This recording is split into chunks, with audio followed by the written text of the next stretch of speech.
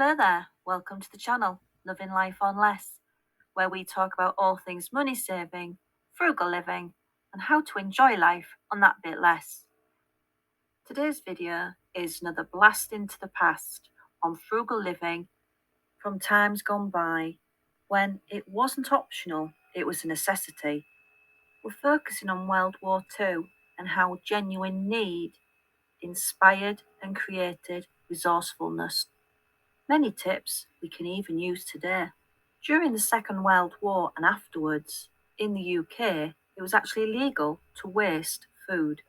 Looking at some of the American slogans and pamphlets, waste was considered sabotage against the war effort. Nowadays, we will meal plan and batch cook and use leftovers. That's become more commonplace. But also thinking a little bit ahead to what you are buying and what energy is used to cook or preserve these items, just as people did during the Second World War.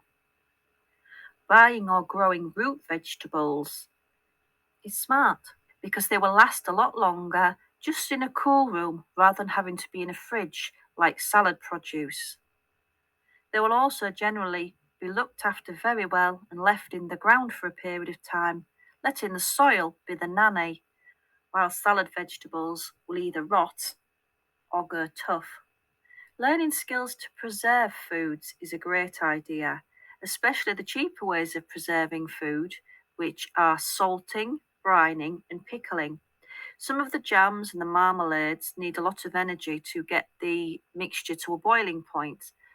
You can make it more economical by ensuring that you are cooking a large batch of the jam or the marmalade. Energy wasn't so expensive during the Second World War. However, it was rationed. Now we can utilise cheaper appliances like slow cookers, crock pots, air fryers, and the microwave, if you use them in preference to the stove or your oven. However, if you are going to use your oven, make sure you fill all the shelves when it's turned on with produce and items and foods, and the same with the stove top. Use a steamer so one ring can cook several items at the same time. Look to cheaper replacements in recipes if you run out of something, rather than popping to the shops and spending more money. In the 1940s, a BEM cake, that is BEM, was a popular cake in America, and this stands for Butterless, Eggless, and Milkless, so you are using other items to make sure you have a cake. It would be soaked raisins that have been soaked in water, boiled, then add in sugar, 2 tablespoons of shortening, cinnamon, nutmeg, baking soda, and flour, mixed together and cooked. So there was no expensive dairy produce. This type of recipe will come in very handy now, as we've seen dairy prices shoot up recently. We'll put the full recipe beneath the video in case you fancy making a really nice raisin loaf. Many countries had very hard times during the Second World War, and Greece was no exception. Due to food shortages, they became very resourceful in utilising what they had. This included using eggplant, or aubergine as it's also called in some countries, would be used as mince or ground meat. It would be put through the meat grinder. As it holds itself together quite well, it would stay in minced pieces and would be used just like meat mince, which is something we can do now. Replace more expensive meat meals with the odd veggie meals, which are very good for you and a lot cheaper. In Greece, they was also encouraged to chew food very slowly, so they felt fuller quicker. There is a book by Greek historian Eleni Nikolaidou, and it's called Starvation Recipes, and it's a collection of recipes from Greece during the Second World War when they were very hard up. Sugar was hard to come by, so raisin pulp was used, and this meant sweets would often be black. Coffee shops in Greece at this time were very popular, but they had no coffee to brew, so what would happen is they would dry and grind chickpeas to make a coffee. Even though it wasn't as pleasant as coffee to drink, the coffee shops were still popular as people would use them to socialise, meet, and stay close to one another, Community is very important in hard times. As well as building relationships on a social level, it was important to build relationships with those that could provide you with items. So you would definitely get good communication going with those that would raise or hunt meat, or butchers. We can still get quite hands on in most countries, miss out the supermarkets and go to the smaller shops and the smaller farm shops and actually buy straight from them. Larger cuts of meat or larger items, you can look at pooling finances together and bulk buying and then sharing out. My grandma would use a bay leaf to protect dried stores from weevils and insects that like to eat the likes of flour or cornstarch or custard powder. She would always have a nice fragranced bay leaf in the top of the storage jar to deter these little creatures. You couldn't afford to lose food, even if it had insects in it. So the best thing to do, rather than have to eat the insects, is try and prevent them from attacking your food. Make do and mend and learning DIY skills is vital to save you money. It stops you wasting items and it allows you to become a repairing connoisseur. In times gone by, there wasn't the replacement items, whether you had the finances or not. So repairing items, mending items, upcycling items, or repurposing items was vital. There are also great skills to learn today, so you are wasting nothing.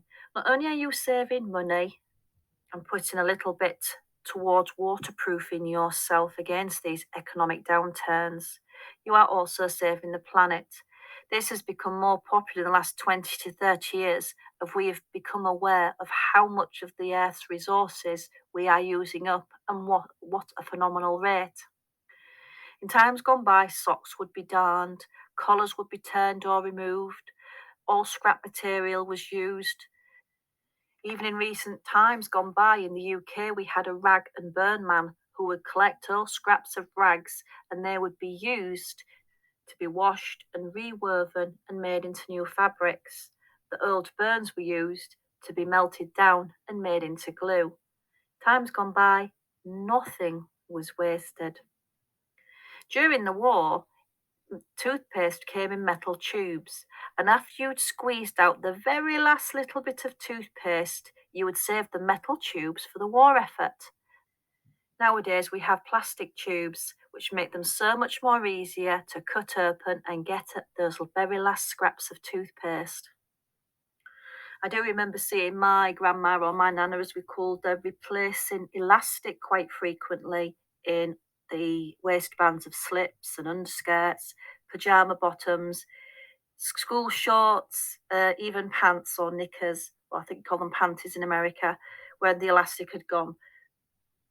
Certainly, this all stems back from the World War mentality where fabric just wasn't easy to access, neither was new clothing.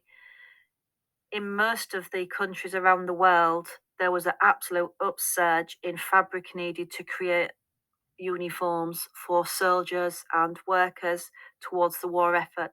So, as fabric became less accessible, imagination went up, and items of clothing that people would make for themselves from literally any old rag became very popular. So, patchwork was a very popular way to make clothes, from aprons to night dresses to dressing gowns to even to children's clothing. Very often, adults' clothing that was beyond repair or too early to wear would be cut down, stitched, and turned into children's clothing. As with fashion, self care and beauty also took a little bit of a back seat. The amount of makeup and hair products and skin products were reduced, but this didn't stop people wanting to be clean, smart, and look their very best. There were a few staple items that people used. From bright red lipstick to give off that feeling of vibrancy and positivity during the darker times of war, to gravy browning being used as stockings over the legs rather than the expensive nylons which were very hard to come by. and a very small amount of sugar added to water to make a sticky setting solution to make hair curl around rollers. For the men, hair was short and kept very tidy using Brill cream, an oily hair cream. A small amount was required to keep hair in place. Looking at the vast array of products that are available to us now when it comes to personal care, I can't help but think we've been sold some really good marketing that we need all these items to look our best. As the very famous and wonderful film star Audrey Hepburn said, "For attractive lips, speak words of kindness. For lovely eyes, seek out the good in people." What a perfect place to end the video today. What old-fashioned frugal wisdoms do you use, or frugal things do you do that were inspired by times gone by that have really stood the test of time? Let us know in the comments down below. Thanks for watching the video. If you like our content, please give us a thumbs up. If you want more of our videos, more of our content, please subscribe, and we'll be back again really soon with another video. Wherever you are in the world, we hope you have a truly wonderful day. Bye for now.